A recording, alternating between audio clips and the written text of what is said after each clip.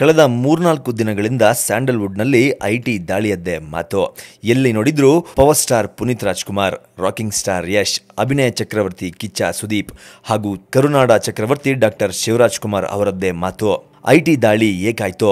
ನಮ್ಮ ನೆಚ್ಚಿನ ನಟರುಗಳ ಮೇಲೆ ಐಟಿ ದಾಳಿ ಮಾಡಿಸಿದ್ದಾದ್ರೂ ಯಾರು? ಯಾರ ಮನೆಯಲ್ಲಿ ಎಷ್ಟೆಷ್ಟು ದುಡ್ಡು ಸಿಕ್ತು, ಎಷ್ಟೆಷ್ಟು ಚಿನ್ನ ಸಿಕ್ತು? ಐಟಿ ದಾಳಿಯಿಂದ ಯಾರ ಬಣ್ಣ ಹೇಗೆ ಬಯಲಾಗುತ್ತೆ? ನಮ್ಮ ನೆಚ್ಚಿನ ನಟರುಗಳಿಗೆ ಏನಾದರೂ ತೊಂದರೆಯಾಗಬಹುದಾ? ಹೀಗೆ ಅಭಿಮಾನಿಗಳಲ್ಲಿ ಮಾತ್ರವಲ್ಲದೆ ಇಡೀ ಕರ್ನಾಟಕದಾದ್ಯಂತ ಐಟಿ ದಾಳಿಯದ್ದೇ ಸುದ್ದಿಯಾಗಿತ್ತು. ಆದರೆ ಇದೀಗ ಸ್ಯಾಂಡಲ್ವುಡ್ನ 4 ಸೂಪರ್ ಸ್ಟಾರ್ ನಟರುಗಳ ಮನೆಯ ಮೇಲೆ ನಡೆದಿದ್ದ ಐಟಿ ದಾಳಿ ಅಂತ್ಯವಾಗಿದೆ.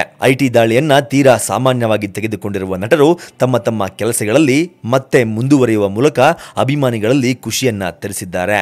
ಸದ್ಯ ನಟ ಕಿಚ್ಚ ಸುದೀಪ್ ಅಭಿಮಾನಿಗಳು ಕಾಯುತ್ತಿರುವ ಸಿನಿಮಾಗಳ ಪೈಕಿ ಪೈಲ್ವಾನ್ ಕೂಡ ಒಂದಾಗಿದೆ.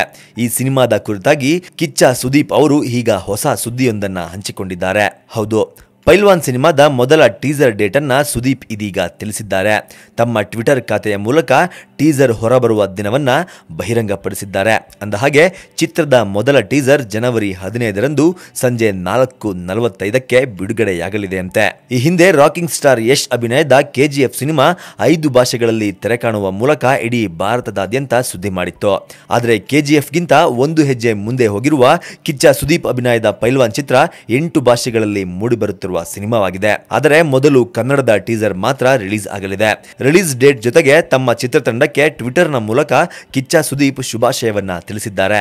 ಮುಂಗಾರು ಮಳೆಯಲ್ಲಿ ಛಾಯಾಗ್ರಾಹಕನಾಗಿ ಕೆಲಸ ನಿರ್ವಹಿಸಿದ್ದ ಕೃಷ್ಣ ಅವರು ಗಜಕೇಸರಿ ಮತ್ತು ಹೆಬ್ಬುಲಿಗಳಂತಹ ಯಶಸ್ವಿ ಚಿತ್ರವನ್ನ ಕನ್ನಡ ಚಿತ್ರರಂಗಕ್ಕೆ ಕೊಟ್ಟಿದ್ದರು.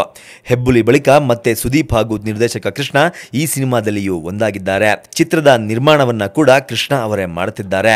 ಆಕಾಂಕ್ಷಾ ಸಿಂಗ್ ಚಿತ್ರದ ನಾಯಕಿಯಾಗಿದ್ದಾರೆ. ಅರ್ಜುನ್ ಜನ್ಯ ಸಿನಿಮಾಗೆ ಸಂಗೀತವನ್ನ ನೀಡುತ್ತಿದ್ದಾರೆ. ಒಟ್ಟಾರೆ ಐಟಿ ರೇಡ್ನಿಂದ ಬೇಸತ್ತಿದ್ದ ಸುದೀಪ್ ಅಭಿಮಾನಿಗಳಿಗೆ ಕಿಚ್ಚ ಸುದೀಪ್ ಇದೀಗ ಟೀಸರ್ ಬಿಡುಗಡೆಯ ದಿನಾಂಕವನ್ನ ತಿಳಿಸಿ ಖುಷಿ ಪಡುವ ಹಾಗೆ ಮಾಡಿದ್ದಾರೆ.